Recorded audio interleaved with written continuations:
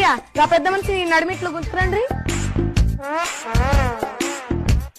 ఏంది నాయనా స్కూల్ పోరలకు గట్ల నిలబడ్డావు? చాలా బాధేస్తుంది. నువ్వు బాధ పడకపోతే ఆశ్చర్యం గాని పడితే ఏం ఆశ్చర్యం?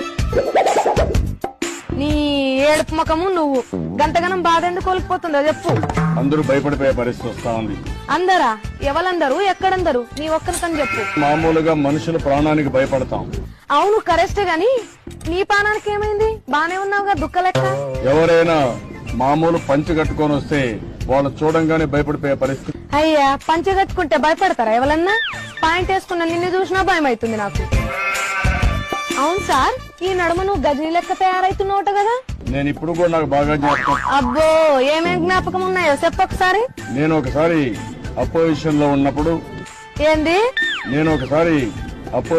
ఉన్నప్పుడు ఏడ్చినట్టే ఉంది. నువ్వు ఇప్పుడు కూడా అపోజిషన్ లోనే ఉన్నావు కదా? అయినా నిన్నప్పుడు 9 ఏళ్లు ఎట్లా సీఎం చేసిర్రో ఏమో సార్. ఎట్లా చేశారో దేవునికే తెలియాలి. నేను కూడా అదే అనుకుంటున్నాను సార్. ఇంకేం జ్ఞాపకాలు ఉన్నాయి సార్ నీకు? సమాజానికే ఇది ఒక ఆదర్శం. చెప్పు, అది ఆదర్శమా కాదని నేను చెప్తా నీకు తర్వాత. చాలా ఫ్రీ హ్యాండ్ ఇచ్చాను. ఎవరికి? దావూద్ ఇబ్రహీం. గాయనతో ఏం పని నీకు? చంపేస్తావని ప్రతిరోజు తిరుగుతా ఉంటే మరి నువ్వేం చేసినావు?